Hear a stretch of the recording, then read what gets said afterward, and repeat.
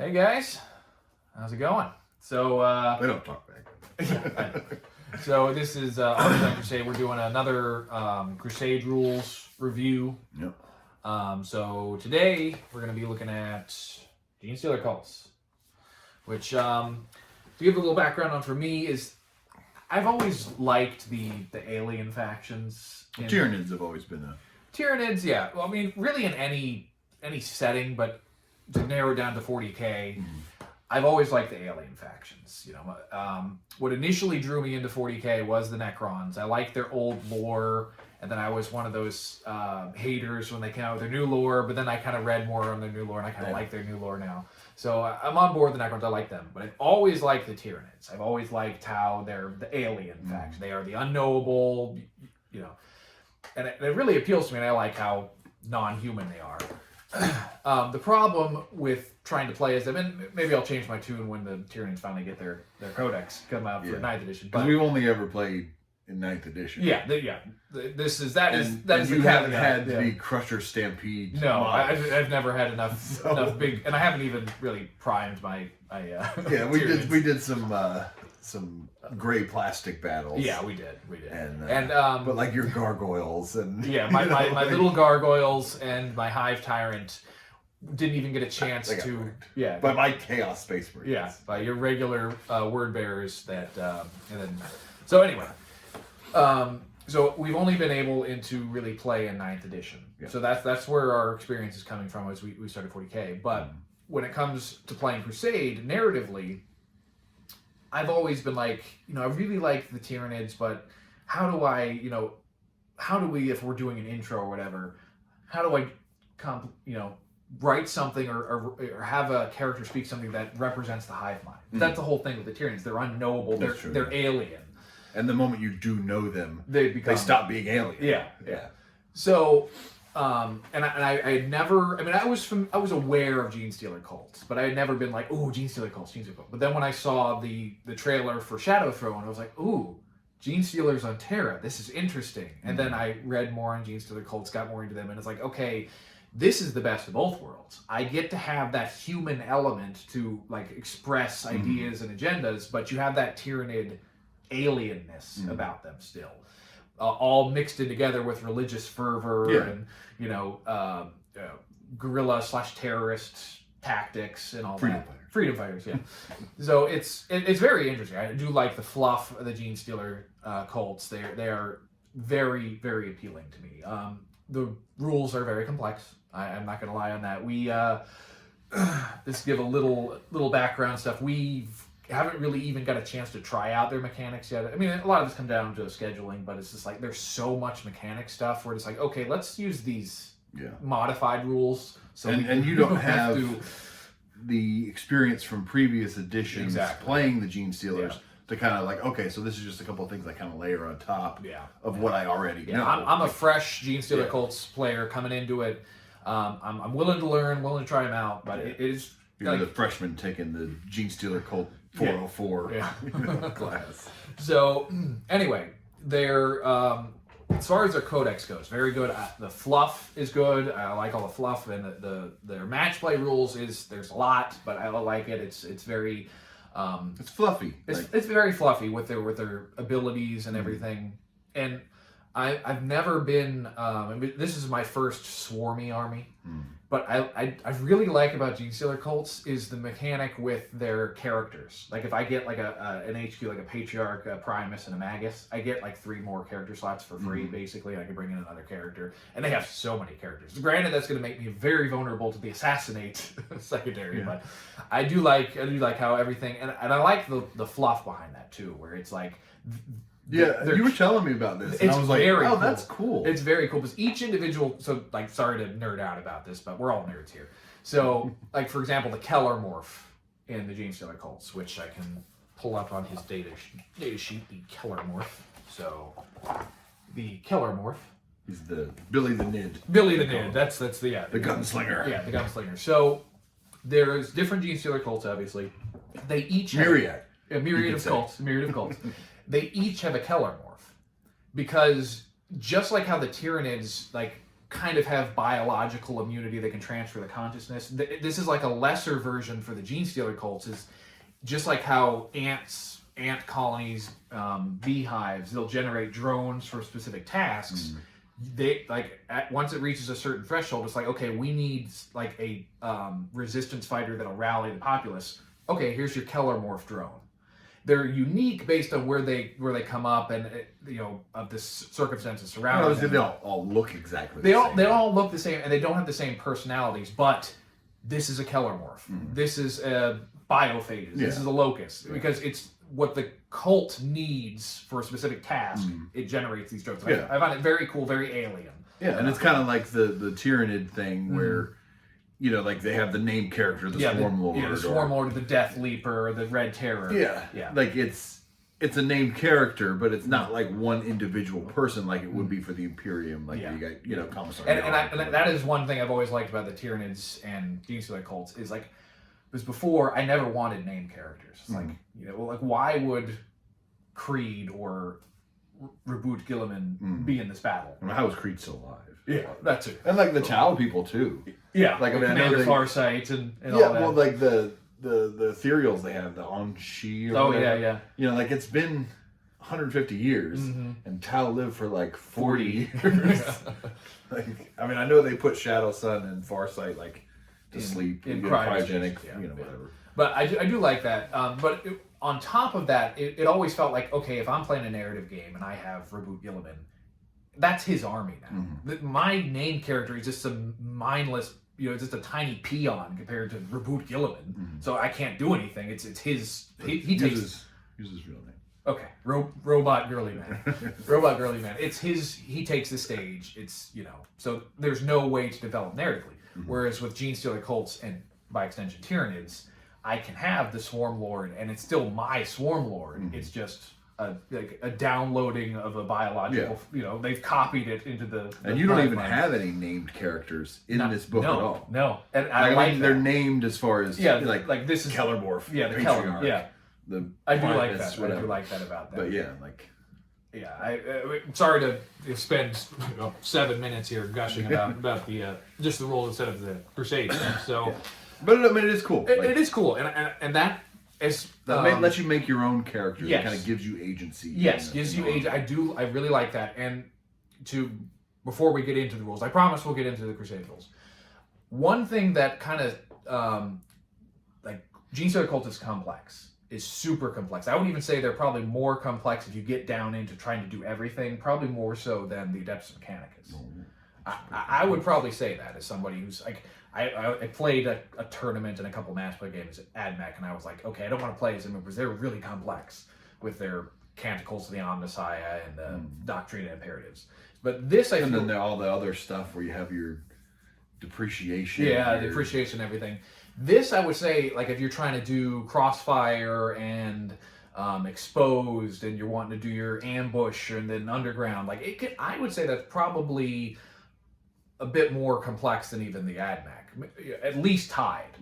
But the difference between AdMech and Gene Stealer cults is it pulled me in so much with the lore and the fluff and the mechanics. Like I'm willing to grit my teeth and go through with even with the complexities. Whereas with AdMech, it kind of turned me off a bit. I like AdMech, but it was like, oh, that's a bit too much with the rules. I'm gonna, step back and stick with Necrons. Yeah, I'll play the easy Necrons. So anyway, getting into their Crusade rules, which is why you're all here watching this. Too late. So their unique mechanic as Gene Stealer cults is their path to Ascension.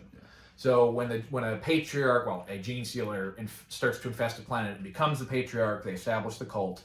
They are ever planning for that point forward to overthrow the oppressors and make way for the star gods. They will come and bring them all into ascension and enlightenment, and everybody will be equal by being eaten. Yes.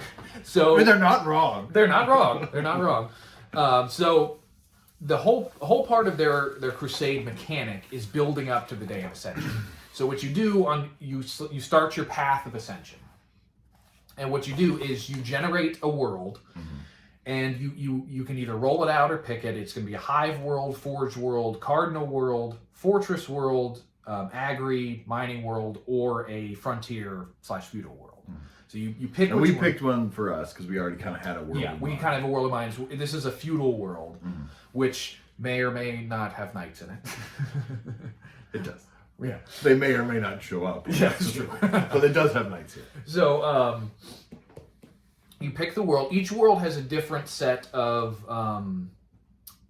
what do they call it? I believe it's institutions. They have different institutions. So, for example, on our example, one we made for our crusade is the the feudal world. It has community, military, resources, and politics. These are different spheres of influence on the planet that the Gene Stealer cult has to infiltrate. So, and I do like this, how we were talking before with our previous Crusade rules mechanics, is Gene Stealer cults is, I really like that, and Games Workshop, they need to do this more moving forward, is you need to have a way of advancing your Crusade mechanic even if you lose. Because Gene Stealer cults, even if they lose, they can still advance on this. There is penalties, and there's a chance of a really big penalty if you lose at a crucial point, but you can still generate Ascension Points. So essentially, after every battle, you earn Ascension Points. So Ascension Points are primarily earned as outlined below. However, Gene Stealer cults' agendas and requisitions can aid in their acquisition of this. Like we talked about. Yeah. And I really like that because there's another way to earn these points even if you lose. So once you, after each battle, you make an ascension roll. You roll a d6, and then you apply modifiers. And then on a 4 to a 7 that you get, you earn an ascension point. On an 8, you earn 2. And then here's the modifiers. So if you won the battle, you get a +1. So even if you lose the battle, you still have a chance of getting a 4. It's 50-50. Yeah, 50-50. If one or more of your units in your army earned experience points from shadow operations and or Gene Stealer cult agendas. So but even if you lose, as long as one of your cult units earn experience, you get a +1. So if you win, you get a +1. If you do that, you get a +1. Now you do get a -1 if you include any Hive Fleet units, which we were talking about earlier. Like, oh, maybe I can start bringing in my Tyranids. But now that I'm looking at it, it's like, oh, maybe I don't want to because I don't want to have that penalty. And Gene Stealers, pure strain Gene Stealers don't count. They do not, because they have the cult keyword now, which is awesome. So you could get up to basically you just need a 2+ if you do both. If you win, and you do one of the you get a 2+, and then so it's still a 1 in 6 chance of you getting an 8. But if you get an 8, that's 2 Ascension Points. But so for example, at the end of that battle where we won collectively, I got 1 Ascension Point because I believe I rolled a 4. And you had a +1. Then I had a +1.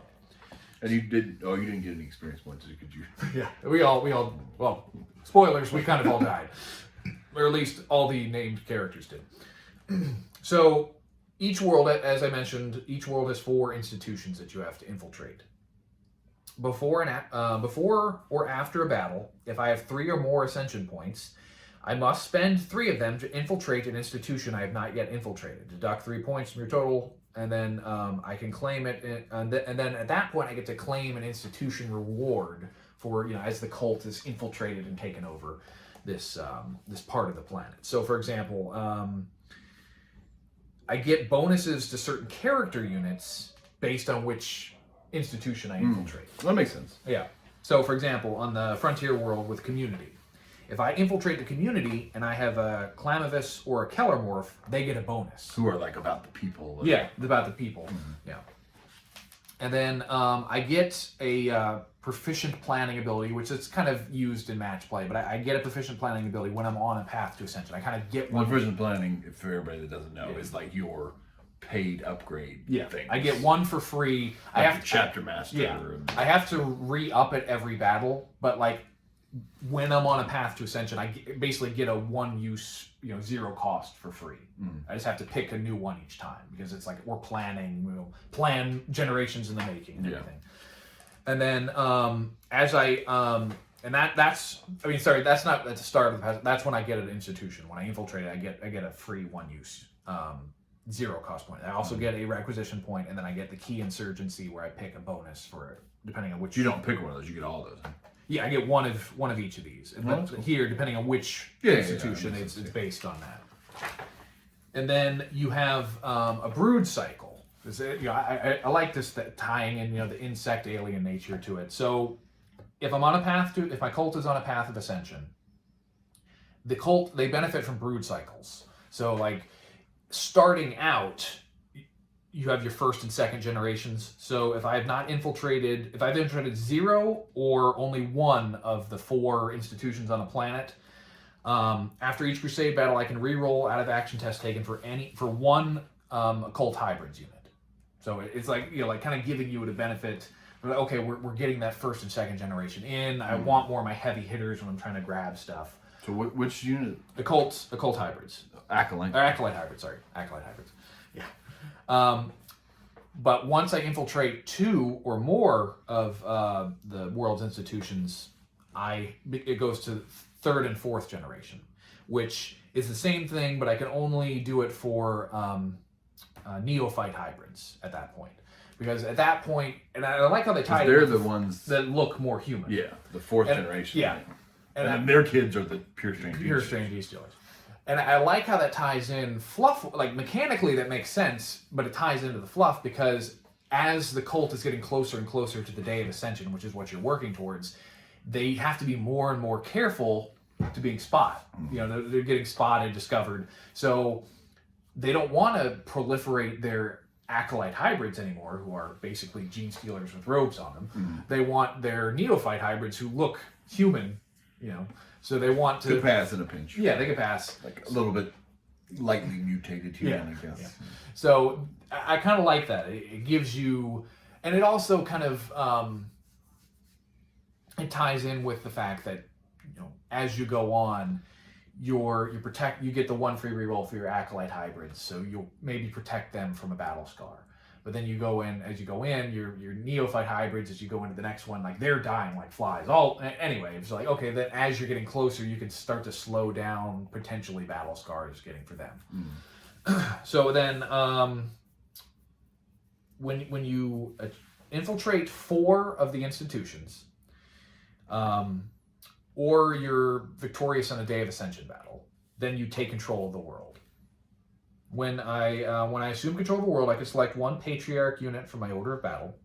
They gain 2 experience points. In addition, I can claim a permanent Ascension reward for my Crusade force based on the category of world that I took over. And each time I claim an Ascension reward, I add it to my roster, and then after when I muster, I get to pick that and add that to my Crusade army. So, for example, we were a frontier feudal world. So if I take over the world, I get persuasive. Each time I select a unit to be marked for greatness, that unit gains 1 additional experience point.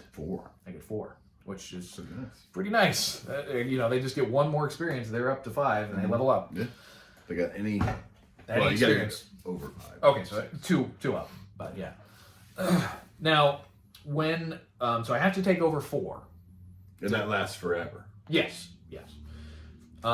So at least until we start a new Crusade, I guess. But yeah, that lasts forever. Now, when I've infiltrated 2 or more of the world's institutions, and then if there's any duplicate institutions, they count as separate spheres of influence, because like Forge worlds have 2 industrial and things like that. But after I've infiltrated 2 or more, just once I hit 2, after every battle, after spending any Ascension points, if I've infiltrated 2 or 3 of the world's institution, I must make a discovery roll to see if my cult is discovered. I do not need to do so if after the battle I've instituted my second one, so I don't have to do it the battle. I institute the second one. To make a discovery roll, I roll 2d6. And then I apply modifiers below. If the result is 3 or less, I've been discovered. So if I lost, this is where it starts to go. Yeah, 2d6? 2d6, and I get the following modifiers. If I lose a battle, it's -1. As they're getting closer and closer, it's like they really don't want to be discovered. But it's kind of lenient. If you're not able to wipe out the unit of the army you're fighting, then they'll be able to tell. What's going on.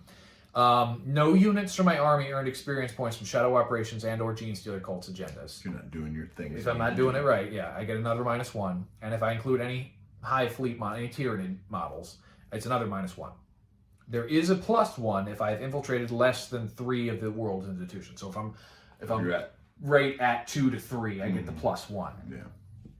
If I've infiltrated 2 or more of the world's institutions, you can call for an uprising and then automatically fail the discovery test. I'm automatically discovered if I call for an uprising.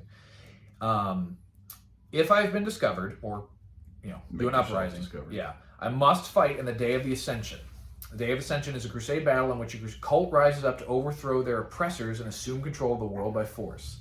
Make sure you find a suitable opponent for such a momentous event, which I really love how they tie that in. It's drawing me in. It's like, I want. Yeah. Because I was talking with Kyle. We do have Imperial Guard army. They're not painted yet, but I've been, you need to get that painted so when I have my Day of Ascension, I can fight Imperial Guard. I think we got a little bit of time. Yeah. But then I must. But even though they're not in the Crusade this time, you need to it doesn't make sense. Maybe if the Tau do take over the world, then it would make sense to go after the Tau. Yeah, but I'm not going to be. I took over the world. Let me just fight this Thousand Suns. Yeah, that aren't interested in the world at all. Yeah, We're just looking for arcane secrets or whatever. So I do like that. I really like that. How it ties it in, and I do like how it's a scaling thing because at the start, when you're going to take over, if you're just having a bad run of luck, like I did first season with the Necrons, it doesn't. If we play 5 games and I fail every single one and I don't get to take over any institutions, I don't have to roll for discovery. Yeah. Because obviously, there's nothing there. Just some, people revolting or whatever. And you're telling me, sting on ice. Sting on ice. But then as you get closer and closer, and I like it, it's a build up, but it's not so much a do or die thing. Like how it was with the Necrons was like, okay, you have to have a noble as your warlord, and you have to win 3 times to get the benefit. This is okay as you're going, you're getting more and more benefits to it, but then it's like, okay, there's a greater risk. It's a greater risk. It's getting higher and higher, and I like that. It's that building up to that Day of Ascension when they come out and they overthrow their oppressors. So anyway, when you fight in the Day of Ascension, your cult fights with Zealous Fury, but they're not as prepared because it's like, okay, this is everybody. We gotta take over the planet. It's either we take it over or they're gonna fight us back and kill us. So you get the following modifiers. You have Zealous Fury. Each time a morale test is taken for a Gene Stealer cult's unit in your army, it is automatically passed because this is now we overthrow the people, keeping us in chains. But the downside is unprepared. I reduce the my starting command points by the number specified in the battle below. So, say it's a incursion battle, and I have only infiltrated 2 institutions. It's -3 starting command points. If I've infiltrated a total of 3, it's only -2 because it's like the more. So what if you infiltrated all 4? You don't get any. You don't do a Day of Ascension battle. If you've infiltrated all 4, it's just like we take the planet. We just own the planet. Yeah, I own the planet at that point. So it's really cool. It's like it's a penalty, but it fits within the lore. It doesn't. It's not like some arbitrary. Oh, here's a penalty here just because. And then if I win the Day of Ascension, I take control of the planet. If I lose the Day of Ascension, I must abandon my current path of ascension. So go to a new world? Yeah. So the Patriarch has to tuck his tail between his leg and it's already there. Yeah. Or is that the Brood Lord? No, it's the Patriarch. Is it the one? Yeah. So you got to tuck it further in. And then he runs away. Now, at that point, you do the cycle begins anew. And then I get penalties because I can also choose, like say we're on this one world and I'm just not having any luck, and I'm like, you know what, I'm gonna cut my losses here. Even if I haven't been discovered, I'm just gonna go and try to start on a new planet. I'm gonna go found my own cult over here with blackjack and hookers. So if you do that, you suffer an ignominious. That word. Yeah, ignominies. Ignominies. Ignominiances. So it's kind of like another version of a battle scar. So if I fail the Path of Ascension because I fail if I'm discovered and I fail the Day of Ascension, or I just decide to abandon my current Path of Ascension, each Patriarch, Primus, and Magus unit from your order of battle gains a battle scar. I can only select this, and only if at least one unit would gain a battle scar, and then I remove one Ascension reward from my order of battle. So if I'm on my second planet and I fail the Day of Ascension battle, I lose the one reward I got previously. Because it's like the cult has suffered a major setback and they have to start over. The beauty of this, though, and this is the one thing I like about the GSC, their Crusade rules, is like if they don't kick you when you're down. You know, with like, to keep going back with Necrons, but they were the ones I played on the first season. It's like it was all or nothing. You have to win, and it has to be a noble. With this, if I just have a bad run of luck, get it to the final battle, I fail it. If it's my first planet that I'm taking over, you don't suffer any of those ignominies. You just have to start over. You don't suffer a battle trait or a battle scar. You don't lose because you don't have any Ascension rewards. So you just move on. You start again. So I like how it's not, kicking you when you're down. The only thing that because like after you've taken over the world, you just go on to another world. Yeah. But like the thing that I wish would happen is because once the Genestealer cults win, I mean they're all dead eventually. I mean maybe once the hive mind reaches them. Yeah. But so like when you start a new world, I wish that it would like you had to start your Crusade force over. Like maybe one of your, because that's what they do. They send the Genestealers out to different worlds to kind of create splinter cults. Yeah. And stuff. So like maybe you could have like a Patriarch or whatever that keeps his stuff because it's just kind of genetic memory into this new Genestealer that's went out there. Well, we've been talking about it, and we're really excited about the upcoming Tau Codex because to give a little bit of insight into that, you kind of create your own system, like solar system of multiple planets for the Tau to either diplomatically or militarily take over. So we were talking about maybe we can pair that with the Genestealer thing, and as they slowly take over planets, maybe there's penalties we can work in there. But yeah, I do kind of agree with like, but I also get Games Workshop's perspective on this. Like you don't want to have a laundry list of items you have to keep track of because you took over this planet. It's like okay, start again, start collecting or start trying to take over this planet, go to the next one. But it'd be cool to have kind of a... and we can add that in. Yeah, because with most of the Crusade forces, it's kind of just open-ended. And I mean, you end it when you want to end it. Yeah. But like, it would be cool if you had like an end game in mind with this. Like, once I have my Day of Ascension and I've taken over this world, like, this army's, it's over. I don't have to play it anymore. Like, we've won. There's always more worlds to conquer for the Star Children. That's when you start a new one. Yeah. So, but yeah, get to the basic stuff, I guess. Yeah, so to go, that was their unique mechanic. So now going to agendas.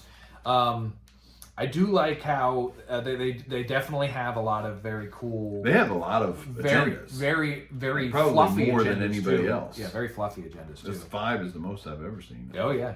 Yeah, so they have Genestealer's Kiss, Prepare for the Day of Ascension, Silence Detractor...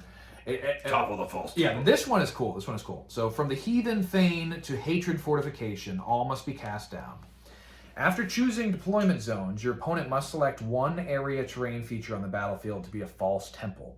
The unit from your army that successfully completes the following action earns 4 experience points. Topple the false temple. One Genestealer Cult's core or reductive saboteur unit from your army can start to perform this action at the end of your move unit step of your movement phase. The unit performing this action must be within your opponent's false temple and more than 3 inches away from any enemy units, excluding aircraft. And your opponent's false temple must not have been toppled. The action is completed at the start of the next command phase, provided the unit performing the action is still within your opponent's false temple.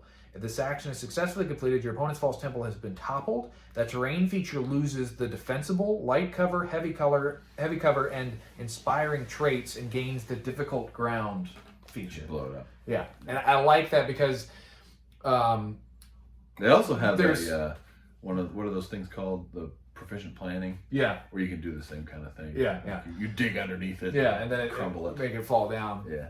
But I like that because the example they use is like, you know, Adeptus Custodes. They have the thing where if there's a statue of the Emperor, and they get those inspiring presents, and it's like you can just pick that. Sisters. Yeah, sisters. Well, but like I like this because it's very fluffy, but it's like I'm gonna remove that terrain feature. Like you're not gonna have that bonus anymore. I'm getting rid of this.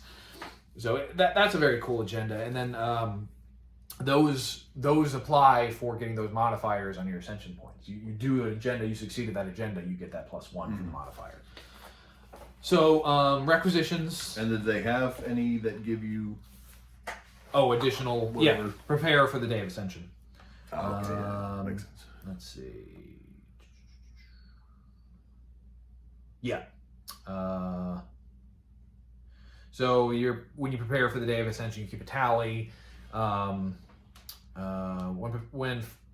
This is kind of a long game one. I really like this agenda, but if you keep a tally every time you let's see, you keep a tally. So you keep a tally not just in that battle, but over the Crusade. Yeah. So I keep a tally for experience points earned with this agenda, and then when I'm fighting in the Day of Ascension, the battle for the planet, for every 3 marks on my prepare for Ascension tally, increase the starting number of my command points by 1. So you can counteract the minus that you get for being unprepared. You're ready. Yeah. You're preparing. I was prepared. You're a Boy Scout. Yeah. Or a goat on the mountain. Yeah. So then I have the Requisitions, which, I mean, Requisitions are fairly standard, but you have,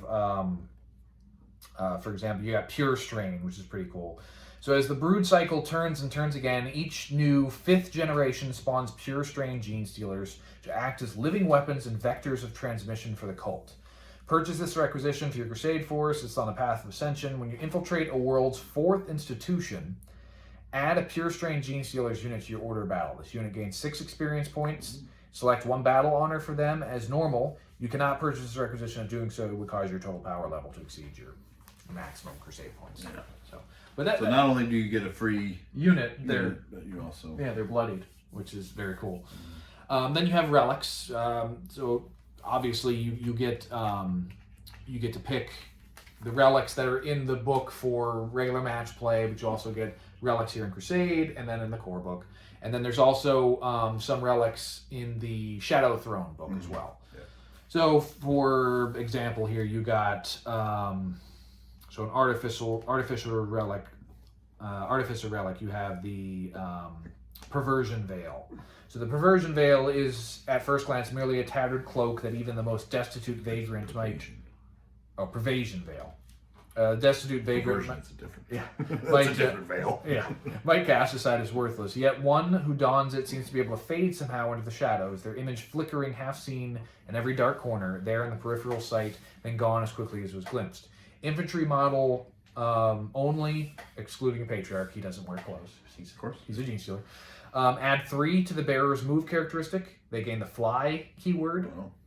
The bearer gains the following ability: Pervasion Veil. Once per battle, at the end of any phase, this model can use this ability. If it does so, remove it from the battlefield and set it up again more than 9 inches away from enemy models. So teleport. Yeah, kind of like Veil of Darkness, but for Gene Stealer cults. That's cool. It's pretty cool. And then you have your battle traits and battle scars. A lot of these are kind of like tied to, I do like how a bunch of these are. There's a combination. There's a problem with like the Necron Codex. Like you get like this trait is only for a noble, and there's only 1 battle trait or battle scar. Yeah. This one. This is more like it is in the core book. Yeah, this is more spread out. I like this in the Gene Stealer Codex. So, for example, you got this is a battle trait. It's only available to Patriarch, which you think, oh no, but it's also available to Pure Strain Gene Stealers, Acolyte Hybrids, or Acolyte Hybrid Metamorphs. So all the Gene Stealer alien ones. So you can get fast reflexes. No mere human could possibly dodge their enemy's blows with such bewildering, horribly insectile speed and precision. Each time a melee attack is made against this unit, subtract 1 from the attack's hit roll. But it can apply to a bunch of different things. They got the same thing for characters, and there's a ton of characters in Gene Stealer cults. So that's pretty cool. Then you have battle scars. So the Patriarch could get character Yeah. more. Yeah. that one. Yeah, and then there's we'll go over the Shadow Throne, because the Patriarch's got some unique ones in here as well. Then you have battle scars. So, and again, spoiler for the first battle, my Biophage just got a scar. So, let's see, which one did I give him? Is it for any of them, or is it just for characters? Or? It's for any unit. Any unit. Any unit can get it. Pretty cool. So, no, Battlestar characters. It's just characters. Oh, sorry, for battle. But there's, I mean, most of your army is characters. So. Yeah, that's true. So I believe he got out of favor. So, failing the Patriarch has consequences. Ostracization from the ranks of the faithful, being amongst the worst. Each time a saving throw is failed for this model, you cannot use the unquestioning loyalty ability for that attack. So I can't... The regular troops don't jump in front of the... Yeah, because he's fallen out of the Patriarch's favor. Amhari is displeased. Amhari is displeased. Which is cool, you know. I do kind of wish some of them gave you a plus and a minus, which some of them might, but I that was the one I got, and I was, you know. Well, but these do lower your Crusade value. They do. Whereas the ones that give you plus and minus, that you just stay. They just stay the same, which is true. I guess there is the benefit to that. And then of course you have your it's used in match play stuff, but it is mentioned here in Crusade. You have your Brood Brothers, so you could bring, as long as it's less or 25% or less than your total Crusade value, you can bring Astra Militarum units, and they don't get the cult keyword, they get the Brood Brother keyword, which gives them increased leadership and I think they get unquestioning loyalty. Yeah. So you have that. It's, from what I understand, it's a downgrade from the previous edition where they could like get their own special Astra Militarum stuff, but it's still pretty cool. And it adds to your, because like you don't have a lot of like anti-tank stuff, I don't think. That is one thing, like with Genestealer cults in general, that I really like, is they're almost orc-like in how you just can, like, it's not unusual to see, okay, they have a Lehman Russ, or they've got a mining drill. Yeah. Like, as you talk about, like, getting other... Yeah, like, just using any and all assets at their disposal. I like that, like, it feels orky, but it's with the dark, twisted tones of Tyranids on top of it. It's not like we just want to fight fun of the orcs. So it's very cool. And then, so you got the Crusade Relics. You can go over the... Oh, yes. So Shadow Throne. Just want to double check here. Yeah. So in Shadow Throne, which if you get the Shadow Throne box, I should still have things in stock, but you have your kind of like your little mini campaign with the Shadow Throne against the Adeptus Custodes. And then you get battle traits, no battle scars, which was kind of weird because we went over the Thousand Suns with the Pex Fire. You had battle scars as well as battle traits. But this, you just get battle traits or additional Crusade Relics. So now these are kind of just only for a particular that was in hero. The box. Yeah, it was in the box, which makes sense. But you know, you can add these in as well. So I mean, you could do this one. I mean, yeah. So if you're going to do, say, you pick a battle trait for your Patriarch. This is only available for the Patriarch. So you have Forceful Hypnosis. This model always fights first. Each time an attack is made against this model, subtract 1 from the attack's hit roll. So you know, you get that, and you don't even have to get that one Warlord trait that allows you to fight. Yeah, you don't even have to get that Warlord trait, you know, as long as you go for that. And then you have like the Reductor Saboteur, because they were the new showcase model. They get 3 separate traits for them, and then they get their own Crusade Relics. So you get two relics. One is Artificer, one is Antiquity. So for the Artificer, you get Tyrant's End. This revered auto pistol travels from sect to sect. It is entrusted to the cult member at the forefront of the insurrection, so that from their hands the cult's oppressors can be laid low. What powers it is unknown, but for each round discharged, liberation is realized.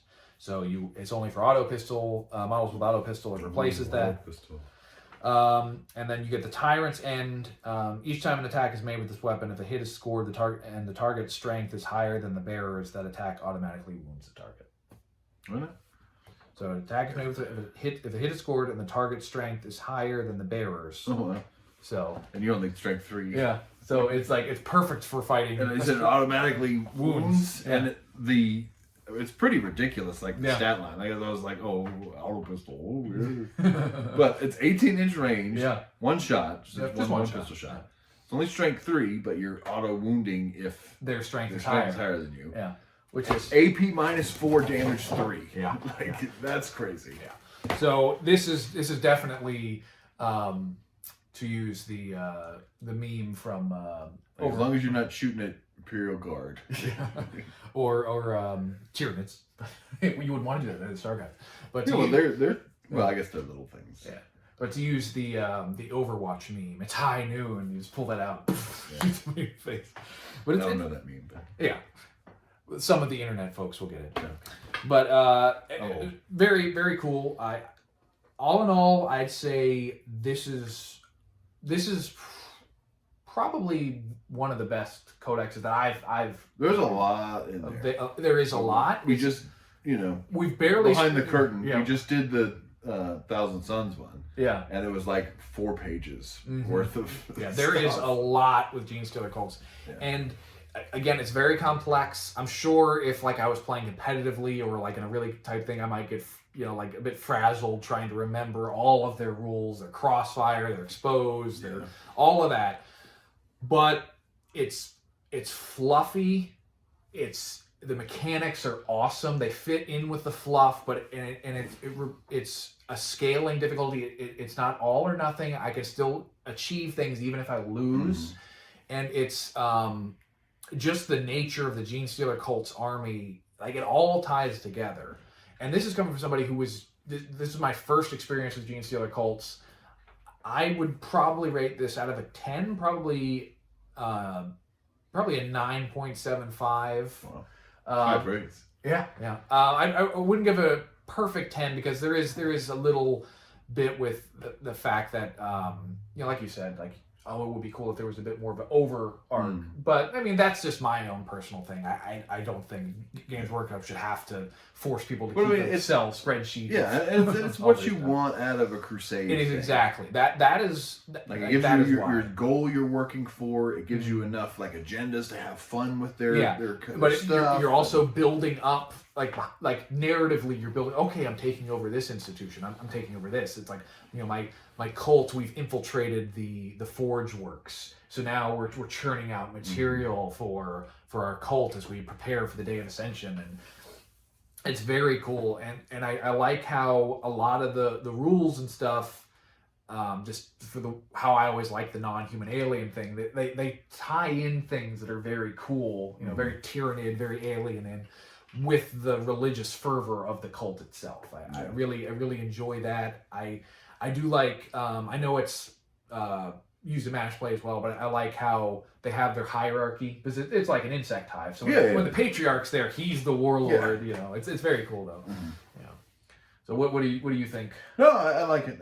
I think it really like you said it scratches that itch. Oh yeah, that you would have playing Crusade, and like that's the thing that I wish that the Thousand Suns Codex had more of.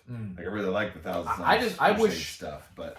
As, like for me, granted, I am kind of biased because I like the Genestealer cult, but this I feel like this should be the framework for any future codex. And it looks like that, because the Tau Codex hasn't come out yet. Yeah, we're filming this before it comes out, but they've had similar. Yeah, they've had some style. previews. Yeah, like with their diplomacy and everything, which is really cool. And I can't wait to do this with my word bearers. Oh yes, like take over the world.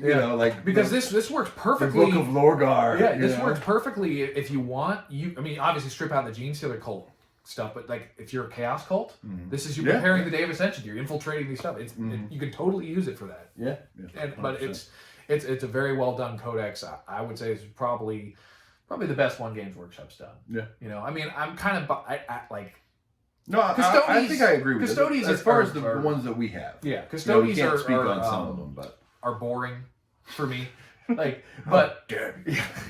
like to me, I like all factions of 40K. Custodies fans don't send hate mail, but like to me they're kind of boring.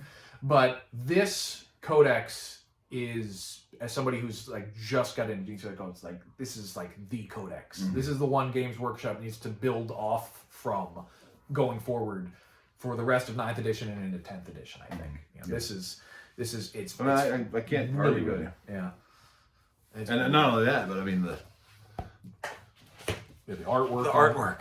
I mean, that's awesome artwork. Oh yeah, that is perfect artwork. Like, Yeah. I mean, there's the guy with candles on his head.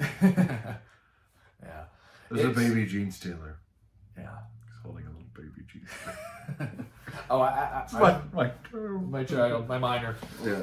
But I really like the codex. It's fluffy. It's built well. Well done, Games Workshop on that. I would definitely recommend that for even if you're not a big fan of Gene Stealer Cult. If you're willing to look to, if you have to go into it knowing there's a lot of. I'd be willing to spend an inordinate amount of money on That's true. models. I mean that's true with anything Games Workshop. Yeah, but they're an expensive army to get into. Yeah. That's the problem. That is one of the problems. But like if you're willing to look past the mountain of rules that you have to learn, and I'm still, again, we barely scratched the surface with us. This is a fun army to play on Crusade. It's, you get into it, you like, it's really good. Yeah. It's really good. Gives you something to work for. That's what you want. Yeah.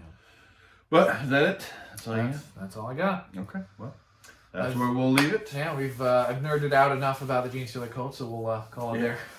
So we hope you enjoyed it, and stick around, come back for our next couple videos. Maybe we'll do some more Crusade rules reviews. We got we got some games we want to play too. But, yeah, I mean it's just he's getting married and it's just everything's kind of crazy right now. all kind of crazy. That's going on. But do all the YouTube stuff if you want. Yeah, like, subscribe, share. Yeah. Give us a comment. Let us know what you think. If you don't think custodies are boring, Tell him he's wrong. Yeah.